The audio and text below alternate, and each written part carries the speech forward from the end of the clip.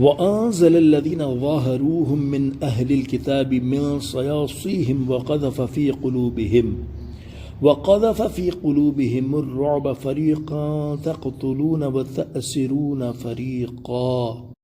ترجمہ کنز العرفان۔ اور جن اہل کتاب نے ان مشرکوں کی مدد کی تھی، اللہ نے انہیں ان کے قلعوں سے اتارا اور ان کے دلوں میں رعب ڈال دیا۔ ان میں ایک گروہ کو تم قتل کرتے ہو اور ایک گروہ کو قید کرتے ہو۔ تفسیر صراط الجنان۔ اس سے پہلی آیات میں غزوہ احزاب کے احوال بیان ہوئے، اور اب یہاں سے بنو قریظہ کے یہودیوں کے ساتھ ہونے والی جنگ کے حالات بیان کیے جا رہے ہیں، جنہوں نے رسول کریم صلی اللہ تعالی علیہ وآلہ وسلم کے مقابلے میں قریش اور غطفان وغیرہ کے لشکروں کی مدد کی تھی۔ غزوہ بنو قریظہ غزوہ خندق کا ایک قسم کا تتمہ ہے۔ یہ غزوہ سن 4 یا 5 ہجری ماہ ذی قعدہ کے آخری دنوں میں واقع ہوا۔ یہاں اس کے کچھ احوال بیان کیے جاتے ہیں۔ حضرت عائشہ صدیقہ رضی اللہ تعالی عنہا فرماتی ہیں، جب رسول کریم صلی اللہ تعالی علیہ وسلم جنگ خندق سے واپس لوٹے تو آپ نے ہتھیار اتار دیے اور غسل فرما لیا۔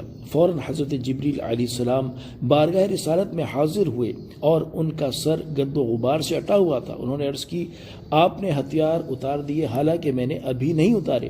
رسول اللہ صلی اللہ تعالی علیہ وآلہ وسلم نے ارشاد فرمایا، اب کدھر کا ارادہ ہے؟ حضرت جبریل علیہ السلام نے عرض کی، ادھر کا، اور بنو قریظہ کی طرف اشارہ کیا۔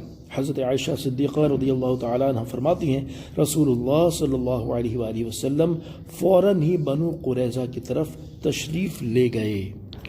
حضرت عبداللہ بن عمر رضی اللہ تعالیٰ عنہ فرماتے ہیں، نبی کریم صلی اللہ علیہ وسلم نے جنگ احزاب کے دن ارشاد فرمایا، کوئی عصر کی نماز نہ پڑھے مگر بنی قریظہ میں جا کر۔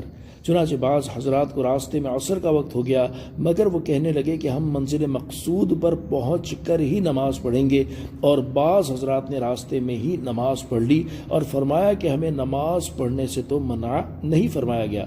جب نبی اکرم صلی اللہ تعالی علیہ وآلہ وسلم کے سامنے اس صورتحال کا ذکر کیا گیا تو آپ نے کسی فریق پر بھی ناراضی کا اظہار نہیں فرمایا۔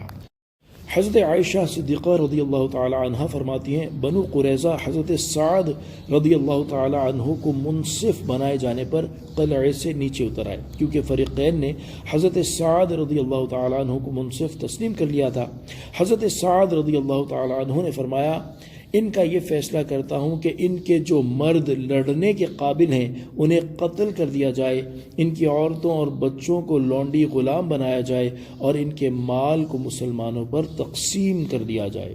حضرت سعد رضی اللہ تعالیٰ عنہ کے فیصلہ فرمانے کے بعد مدینہ منورہ کے بازار میں خندق کھودی گئی اور وہاں لا کر ان سب یہودیوں کی گردنیں ماری گئیں۔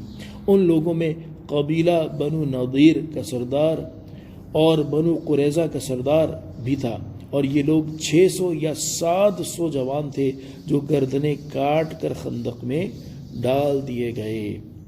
صلو علی الحبیب صلی اللہ تعالی علی محمد صلی اللہ تعالی علیہ وآلہ وسلم۔